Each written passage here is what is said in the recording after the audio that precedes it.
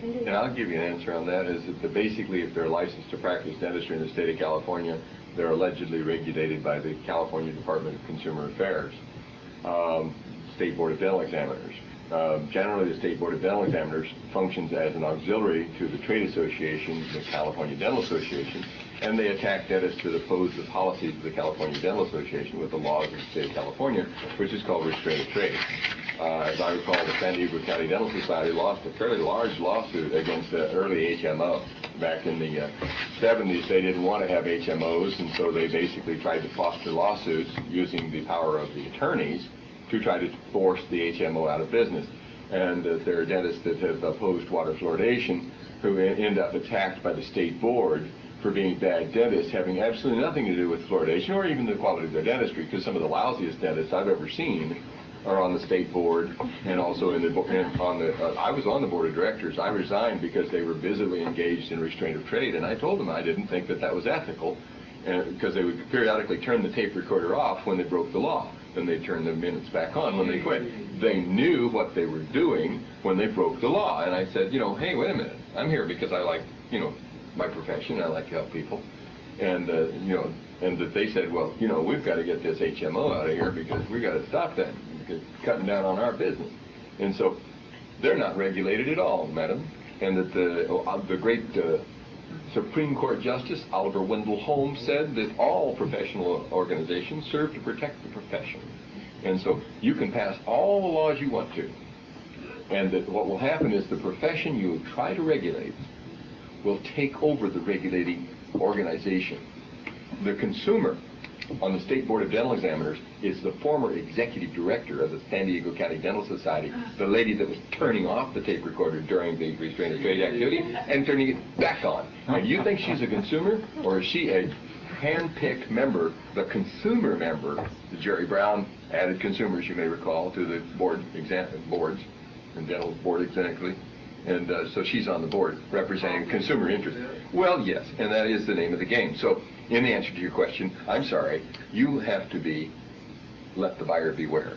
You go in, interview them, see if you like them, and I'll send you an email on the protocol for amalgam removal on how to select a dentist. Or you can read my book, which I've donated some to Fran to help pay for the booth there, and that will be the next place I'm going to send you. And also, David, I must say that the list that she's referring to is very personalized, and it has got a good track record. Yeah, and you are on it. Then I can expect the state board to come pretty soon. Actually, this is the People's Board. This list I have is the People's Board, not the state board. I'm in the process of filing an ethics complaint against both the state board and I sued the Attorney General twice a couple of years ago. Lost. But we made our point. We showed in court, we showed that the fluoridated areas of California are spending more per capita for welfare dental care than the unfluoridated areas. And so, for the dentist to go around alleging in city council meetings that there's going to be a tremendous savings of your dental care costs when you put the hydrofluosilicic acid in the water is false, because they cannot point to a single, solitary, broad-based, blinded study of animals or humans that's ever found a reduction in tooth decay. And that means, since there are lots of studies showing there's an increase in funny-looking teeth, they're going to have and crooked jaws, incomplete eruption of teeth, delayed eruption of teeth, so you can show that you're going to increase the dentist's income because they do treat cosmetic dentistry. The state of California acknowledged that more children would have dental fluorosis with mandatory fluoridation, but went on to say that it would not cost the state of California a red cent because welfare does not cover cosmetic dentistry. And so it's not going to cost us a thing. So let's get busy and put that chemical in the water. What do you say, folks? Yes. So can we just answer this lady's question, please? My brother and sister-in-law had covering put over, plastic put over their children's teeth to save their teeth. And one child, Miss Simpson, had a lot of depression and she's on some kind of drug because of that. And can that cause the jaw joint to go out alone when you put these plastic covers, which is supposed to be a very popular idea right now, over all the children's teeth? We feel them. It's called a feeling. Yeah, if it's done improperly. I personally like sealants. But there are certain caveats on that. Is that one, you can't gob them on like you're an idiot. You got to clean off the excess resin. The resin is a suspected estrogen, although there's estrogens in everything from your yams to beer. So it's not, and the level is not detectable in the most recent study. So it's a very low level if it's at anything. But you don't want to interfere with the bite at all. But it does a wonderful job of preventing the middle of the tooth from rotting out, like Hal was talking about. It's prevention is 1,000 times better than trying to fix things after they're all rotted up. So, why are the dentists drilling these great big holes in teeth? It's because there's a flaw in the center of the tooth. And what do you do about it? Wait till it rots out? Or do you get a 6-year-old child when that tooth comes in, clean it off before it rots, and flow a little bit of plastic and harden it down in the center of the tooth and clean off that estrogen after it's set? I think that's an excellent idea, but you got to do it with the knowledge that the teeth got a mesh. And it's a fairly soft resin, so they can usually chew it in. Your shoes do wear in after you get them worn in a little bit, and teeth wear in a lot. So, yeah, it's a problem, and it's a blessing and a curse. If it's done improperly, like everything else, have a frontal lobotomy improperly, you don't remember a thing about it. Nobody ever complains. Yes. Do orthodontia appliances and retainers have? No, actually, they got something else that's worse. It's called nickel. Nickel is a carcinogen, and it leaks out of all the orthodontic appliances. And they usually put orthodontic appliances around mercury fillings, which the manufacturer of mercury fillings says not to do, because you put, it's like we're talking about corrosive of mercury. Is it, you may have noticed that it disappeared from batteries and so forth. But where did they get the real powerful batteries? They put mercury in them. And so what happens in your mouth is you got mercury, silver, copper, zinc, and tin in your filling already, and then you put nickel around it with a little stainless steel. Wow, you can light up a Christmas tree. So, anyway, yeah, it's a mess. I heard something years ago, and again, you hear about things, and then 10, 20 years later, they actually start doing them, so always some guys start. They were taking dental germs from children's wisdom teeth that they knew that they were going to use, and then implant them at other people, and then they would regrow teeth. Doesn't work. People. And I heard they were actually doing. I lived in England for a while, and they said they were doing it there. At least experimental. It didn't work. It didn't work. So they did try, but the body says, "What's this?" If you did have the dental germ, though, and you were able to make it not, kick it out or reject it. What happens is you kill it when you take. What they were trying to do is they were trying to take it out of where the wisdom tooth is. It's a tooth bud. They're trying to take it out of where the wisdom tooth was and move it over here where a tooth had rotted out or something and put it in there and get it to grow. And at least to date, anyway, it hasn't. They'll probably have some gene cloning pretty soon that'll grow, teeth on the top of your head. Oh boy, well, a few more errors. But anyway, it has to work. If someone did regrow teeth using your own genetics and stuff, that would be compatible with the body or something. Probably, Sure. but the trouble is, if they're going to copy a little bit of computer code that's going to have you grow a new first molar, and they get a little too much, and you get an extra ear right here. Oh, I hate that when that happens. Well, anyway, I look at people fooling with genetics as like the caveman that stumbled into an old computer lab and he became the expert computer guy. You take this screwdriver and you stick it right in there and move it around like that. Sparks fly and the screen goes dim. I found the screen dimmer.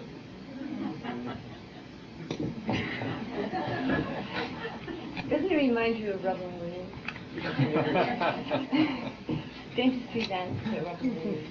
Are there any other questions? In that waiting room that has the mercury, is it on the floor, on the furniture, in the air? Where is it? It was in the carpet. Is it carpet? In the carpet, and it would entract out on the dentist's feet into the carpet. So you remove the carpet and it's all gone? It was in the wood, so they took the floor out too. And they cleaned it up. There was a dentist in El Cajon that retired and sold his business and his building to the new dentist, and the new dentist began to develop some neurological impairment, and that they further tests revealed that the building was so contaminated with mercury that they ended up taking all the floorboards out of the building. Walls were okay, ceiling was okay because mercury falls, and they took all that stuff out. The cost of the remediation of the mercury contamination of his building exceeded the price of the building. So I'm going to ask Involved in that? Huh? Yeah, there was a fairly large one. I'm going to ask myself a question. Aren't they going to put fluoride in the water of Los Angeles? And the answer is the city council has announced its intention to do that, although there was a false report that they'd already done it. There are 2 or 3 cities in Los Angeles already have fluoride in the water: Long Beach, Beverly Hills, Pasadena Glen has about 3.8 parts per million fluoride, and Norco has about the same level, about 3.8 fluoride in the water naturally. It's added in Beverly Hills, it's added in Long Beach. Natural fluoride, not as much of a problem? Natural fluoride is different because, you know, in natural fluoride it always comes with the antidote. Fluoride is a poison that when you find natural fluoride, you'll always find calcium in the same water. However, I just returned from China. I was a guest of the People's Republic of China Department of Endemic Disease Control. They squired me and my wife out through thousands of miles of very bad road into Inner Mongolia, where they basically, I was traveling with a group of physicians and the directors of public health in those areas. They squired us into home after home after home with the most pitiful sight of people who could not even get off. I wouldn't call it a bed because it's plywood covered with contact paper, but that's their bed. And women, mostly women, men were still most ambulatory, but several of the women, usually about a 90-pounder. One lady became crippled, she said, at 15, and that happened to be at the same time that the government came in and put in a new water supply. And that's all with natural fluoride. Okay, so there is no such thing as good fluoride. It's kind of like good mercury. There is no such thing as good fluoride. And all that stuff you're hearing about natural fluoride does this, natural fluoride does that, is rhetoric that's put out by the proponents of water fluoridation. What they're adding to your water is not even natural fluoride. What they're adding to your water is a waste byproduct, 23% pure. That means 72% impure, or 77% impure, hydrofluosilicic acid from the scrubbers of the smokestacks of the phosphate fertilizer industry. Aluminum's out of the deal. Aluminum is a net consumer of fluoride now. They've basically learned to use aluminum in the smelting, fluoride in the smelting of aluminum, so they're a consumer of fluoride. But the real problem is coming from the hydrofluosilicic acid generators of the phosphate fertilizer. They were in Sacramento as lobbyists day in, day out, while the California Dental Association and those dentists who treat cosmetic dentistry and orthodontic problems lobbied vociferously our state legislatures to overturn the will of the people of this state. 70 times the people of this state have voted it out. Davis has done it 8 times. San Diego had to do it 2 times. Los Angeles has done it 1 time. So 70 different times throughout the state of California, people stood up and said, we don't want hazardous waste in the water. And besides, Hans will tell you that if you put fluoride in the water, the infant that's on a bottle that's made up of tap water gets 100 times more fluoride than breast milk, and the level that infant is exposed to so grossly exceeds the permissible prescription level that if a dentist were to prescribe that or a physician were to prescribe that level, you would be guilty of malpractice. So we have city councils engaged readily in malpractice. And why would they do this? And that's because there's an enormous amount of money generated through the disposal of this hazardous waste in our water supply. Are you willing to give up your water supply to a hazardous waste disposal problem? Because phosphate fertilizer becomes economically unviable. Well, what is phosphate fertilizer? It's the stuff that makes plants suck up water. So when you have food that's sold in the grocery store by the pound, farmers want that plant to suck up water, so that you buy food that's tasteless by the pound. That's all it does. It is of no value to you. It is of no value to the plant. It is only of value to the people who own Cargill. I guess that must be Mary Cargill, one of the largest privately owned corporations in America, who spend a great deal of money lobbying our city councils and our legislatures with the dentists as the leaders. And 2 questions that you need to learn to ask, and everybody here that's into health needs to say, I'm going to all of the meetings in the future of city councils where they're going to discuss this issue. And if they don't intend to discuss this issue, I'm going to put it on the ballot. And we've got a sign-up sheet here. Good. You have the data for us as well, so we can stick it in their face. Do you have the blue thing? No, I don't. Then you came late. Yes, I did. And one of the things that happened in Santa Cruz is that the people of Santa Cruz understood this.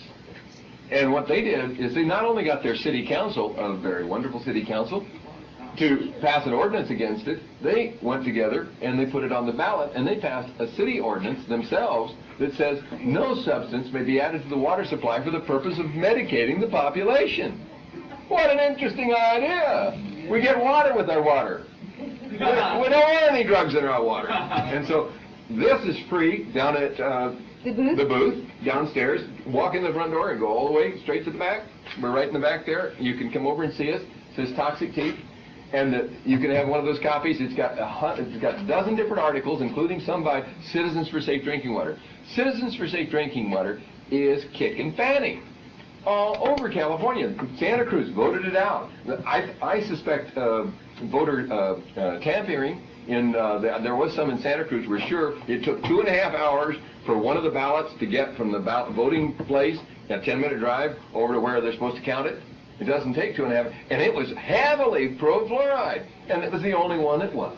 But the rest of the Santa Cruzans were able to vote it out. We had the same thing happen in Mountain View. All the absentee ballots came in pro-fluoride. Well, golly gee, how did that happen? So $50,000 was spent by the dentist in the waning moments of that campaign to call every single voter in Mountain View. So there's huge amounts of money floating around in this deal. They got a $10 million grant that they're splitting up to public relations firms. Where did the $10 million come from? It came from Blue Shield. It's supposed to be spent on health care in California. Don't you think you ought to protest them spending health care money on public relations for hazardous waste in the water supply? Shouldn't we bring them up on RICO charge or something for conspiracy and doing this big fraud against us and trying to kill us? First thing I want to do is to protect the water supply of the millions of people in the Los Angeles basin, because you guys are number one right in the sites, and there hasn't been nearly enough activity by the citizens of this city. You have no hope. There were more people in the Santa Cruz City Council meeting than there were in the Los Angeles meeting, and I don't know why. I guess the Santa Cruzians care about their water more than the Los Angelians. So you're going to get it. Matter of fact, the City Council has announced their intention. Well, we got it already. It started a month ago. So you got it. And sorry, I don't want it. There's a nice new study showing that when you put hydrofluorosilicic acid in the water, you increase the blood level of lead of the children. You know what that means? Crime, violence, remedial education, birth defects. This is proven in the scientific literature with over 250,000 children in 2 different states, and there's a follow-up study that has over 500,000 children. Ask the dentist if they have a study of tooth decay that has 100,000 children. No, they don't. When I debate them, I point out that there is not a single, solitary, broad-based, blinded study of animals that's found a reduction in tooth decay of the permanent teeth, or humans of the permanent teeth. Why do I have to throw permanent teeth? Because you can delay the eruption of the permanent teeth in children. So you have to wait till all the teeth show up. So what you can do with fluoride is you can delay the teeth so you can produce fewer teeth. Fewer teeth means fewer cavities. So up until age 17, the children who are exposed to fluoride lag behind in the number of teeth in their mouth, so there is a significant reduction. Who gets this and what does it do? It means that we're going to take your house. Move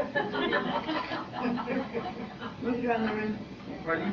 Pass them to the next Keep passing. We're just going to make a list. You means you're willing to help. David, in China, where they had natural fluoride, you didn't say what parts per million. Okay, natural fluoride. And the reason I didn't bring is that the level of fluoride in the natural fluoride in China varied from house to house. And the reason is no running water, no electricity for the most part. What they do is that say you built a house out of mud and straw, just like they used to build in Mexico. They're building mud floors, mud and straw, tile roof in Mongolia, where it is really cold. Inner Mongolia gets really cold in winter. I don't know about that house. It looks pretty shaky to me. And what they do is they go out and they get their stick out and they figure, oh, there's water here, and they dig a hole. And they dig down about 20 feet and find a hole. So every house has its own level. And we took with us over 100 water sample bottles, and we sampled it. I took a field kit. I gave it, and they didn't even have this kind of equipment. I took a field kit approved by the EPA for field measurement of water supplies. I took a field kit in and measured the water supplies, and they varied between the good water, the low water was almost undetectable levels of fluoride in certain waters like Wahaha and so forth, up to about 0.4, which is about what you have in Los Angeles right now. Actually, before they started adding the fluoride to the water supply. Now you've got at least 1. and that the high was around 9. And so, but we found people that were crippled at 4. Well, at 4 is the same as capacity in a gland. If you look at the subset of the population that eat a low calcium diet, and that would be all your Asians or Hispanics, then you're going to get the same effect. It's just, I love fluoride toxicology. It's real linear. A plus B equals C. And if you have the cofactors of a low calcium diet, like for instance a starlet in Hollywood trying to look skinny, she's going to get poisoned at the same level the Chinese do.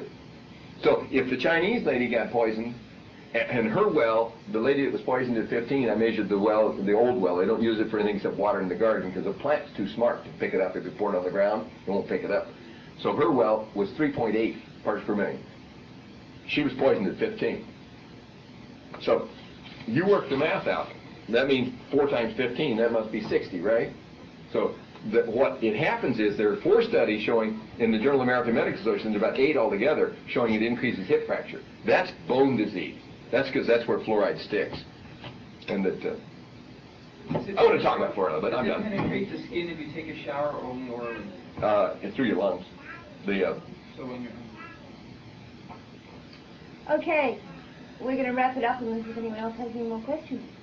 Yes.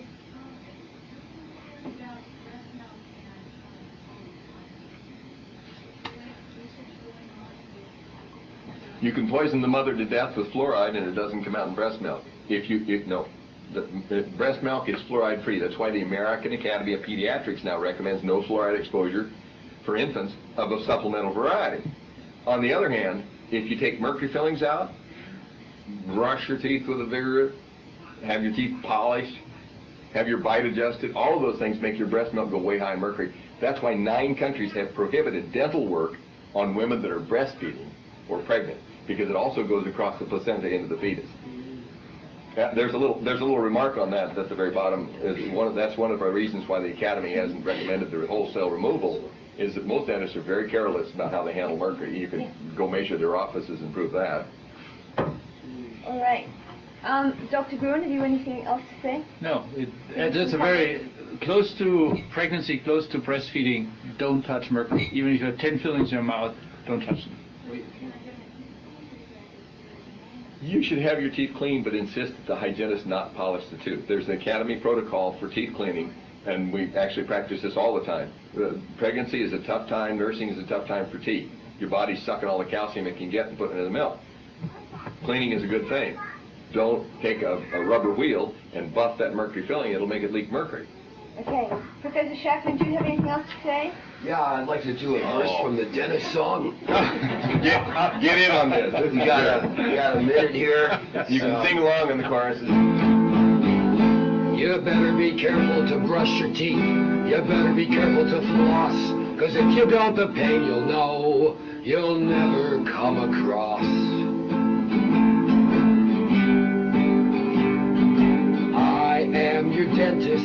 I am your dentist. Hands as hairy as a public park bear. So happy to have you in my chair. This is a song you sing, isn't it, Dick? I sing it every day.